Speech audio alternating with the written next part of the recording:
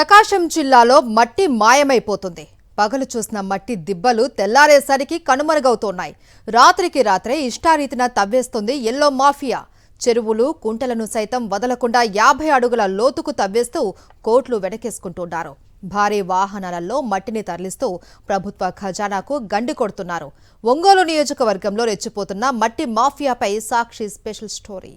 కూటమి ప్రభుత్వం వచ్చాక ప్రకాశం జిల్లాలో అభివృద్ధి అనేది మట్టి దిబ్బల మాటన మాయమైపోతోంది. ఒంగోలు నియోజకవర్గంలో మట్టి మాఫియా రెచ్చిపోతోంది. జిల్లా కేంద్రానికి కేవలం 6 కిలోమీటర్ల దూరంలో ఉన్న అల్లూరు గ్రామంలో మట్టి దిబ్బలను ఎల్లో మాఫియా మాయం చేస్తోంది. రాత్రికి రాత్రే జేసీబీలతో తవ్వేసి టిప్పర్ల ద్వారా తరలించేస్తున్నారు. ఒక్కొక్క టిప్పర్ 7,000 రూపాయలకు అమ్ముకుంటూ అక్రమార్జనకు దిగుతున్నారు టీడీపీ నాయకులు.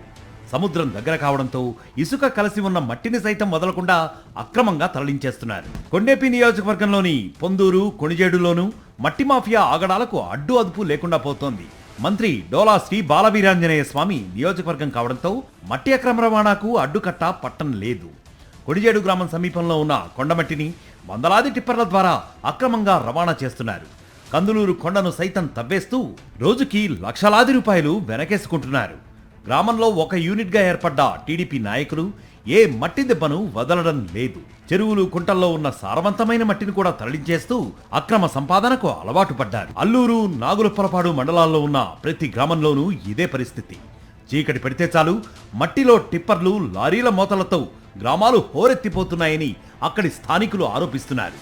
చెరువుల్లో 50 అడుగుల వరకు మట్టిని తోడేయడంతో భూగర్భ జలాలు ఎండిపోతున్నాయని గ్రామస్తులు ఆందోళన వ్యక్తం చేస్తున్నారు.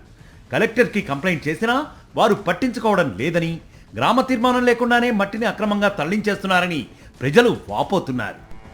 ఒంగోలు నియోజకవర్గంలో కొత్తపట్నం మండలం అల్లూరు గ్రామంలో గత 4-5 రోజులుగా మట్టి తవ్వకాలు అయితే విచ్చలవిడిగా జరిగిపోతున్నాయి. ఆ చెరువు పేరు వచ్చేసి చాపాయి చక్రాయి చెరువు అంటారు. ఆ అల్లూరు చెరువులో ఇప్పుడు మీరు వెళ్ళి చూసుకోండి ఒకసారి, దాదాపు 4-5 జేసీబీలు, అట్లాగే ఒక 10 టిప్పర్లు, దాదాపు ఆ చెరువులో 4 నుండి 5 అడుగుల లోతున ఇవాళ గందరగోళంగా మట్టి అనేది ఎక్కడ తరలిస్తున్నారంటే లోకల్లో కొప్పలకి వచ్చే రూట్లో కొప్పల నుండి ఉత్తరం వైపు ఒక కొత్త వెంచర్ ఒకటి వేస్తున్నారు. ఆ వెంచర్ ఎవరిదంటే అధికార పార్టీ వాళ్ళకి సంబంధించిన వాళ్ళందరినీ మాకు ఇన్ఫర్మేషన్ వచ్చేసింది. ఆ చెరువుకి వాళ్ళ మట్టి ఎందుకు తోలుతున్నారనేది మాకు అర్థం కావట్లా. మట్టి అక్రమ రవాణాను ప్రశ్నించిన వారిపై కక్ష సాధింపు చర్యలకు దిగుతున్నారని వాపోతున్నారు స్థానిక ప్రజలు. చెరువులను ఇష్టారీతిన తవ్వడంతో పెద్ద పెద్ద గోతులు ఏర్పడి జిల్లాలో ఇప్పటి వరకు 11 మంది ప్రాణాలు కోల్పోయారని వాపోతున్నారు. చెరుకుపాలెంలో ఆ చెరువులో పడి 6 మంది పిల్లలు చనిపోయారు. ఇప్పటికి దానికి ఏమన్నా కనీసం ఫెన్సింగ్ అన్న వేసామా? ఎందుకు చనిపోయారని అడగాలి. ఇక్కడ దాంట్లో విపరీతంగా గ్రావెల్ అనేది తీయడం వల్ల లోతులు తెలియట్లా, ఎంతవరకు లోతు ఉందో కూడా తెలియని పరిస్థితి పిల్లలకి. దానికి సరదాగా ఈతకెళ్ళి లోతులు తెలియని పరిస్థితుల్లో ఆ గోతుల్లో ఇరుక్కుపోయి చనిపోయే పరిస్థితులు వచ్చినాయి.